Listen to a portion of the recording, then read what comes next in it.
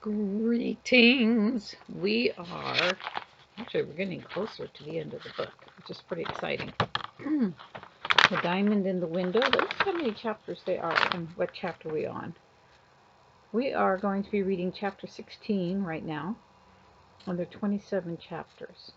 So we are over halfway through.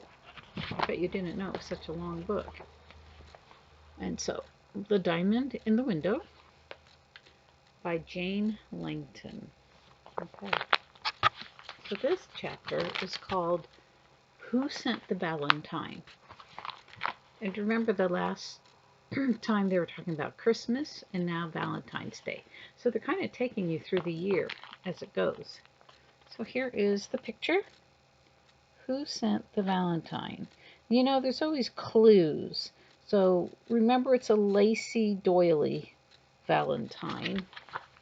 It's the old-fashioned kind where they actually made their own valentines and put ribbons on them and use those white paper doilies that are cutout papers.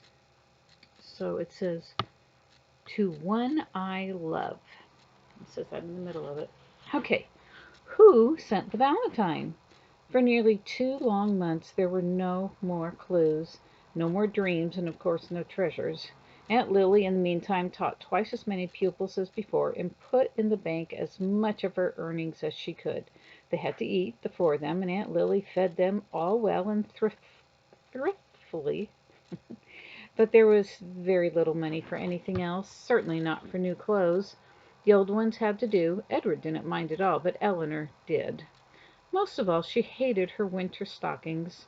Not the new ones, of course, but the heavy ones that had to be worn for warmth. Remember, they live in Massachusetts, and Massachusetts can get pretty cold in the winter. Eleanor always rolled them down like donuts around her ankles when she got to school, and then rolled them up again before coming home. Even during Valentine's Day snowstorm, she rolled them down, and she didn't remember to pull them up after school until she came in to her own front hall. "Don't tell me, Mrs. Truth," whispered Eleanor, tugging away at them. One of the elastic bands that held them up snapped, and the stockings sagged stupidly. Eleanor hung her coat and hat over Mrs. Truth's arm to dry. Then she walked drearily into the kitchen, one sock up and one sock down. "I only got 3, said Eleanor, dropping 3 damp envelopes on the table. "3 what?" asked Aunt Lily.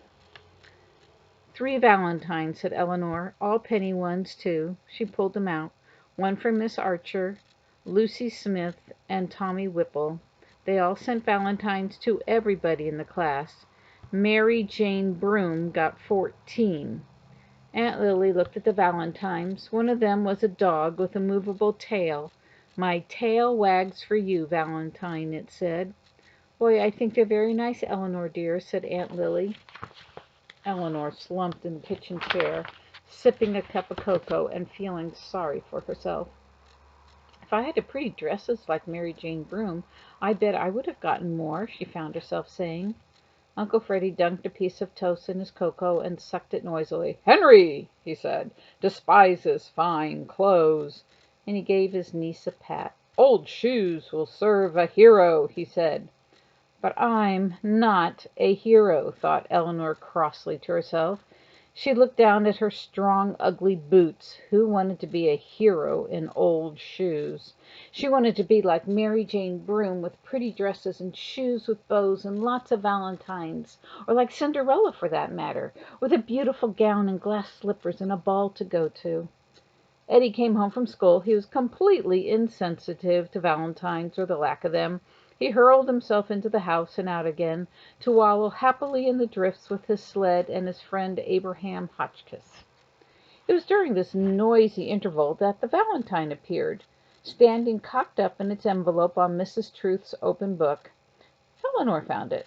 Had someone slipped in the door and put it there? Surely not Eddie. On the front of it was her own name, Miss Eleanor Hall. Who could have sent it? It wasn't like the penny ones from school, she could tell from the envelope, which was a big creamy square. Eleanor opened it eagerly. Inside was the most beautiful valentine she had ever seen. It was a confection of paper lace and freestanding parts that pulled out in front of one another, and Cupid boys with bows and arrows with red ribbon.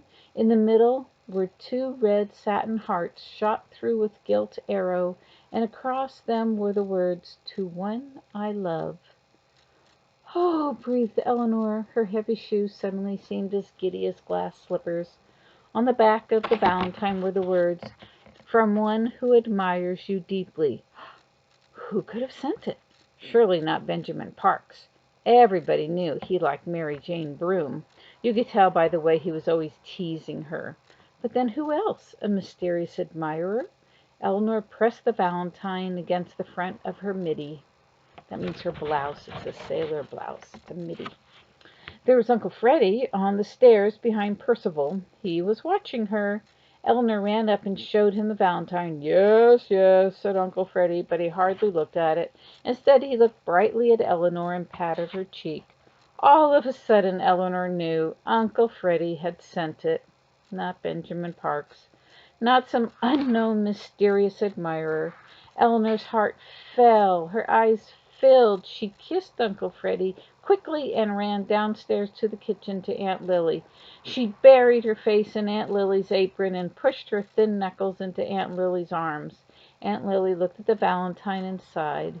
Then she sat down with Eleanor in her lap and rocked her back and forth.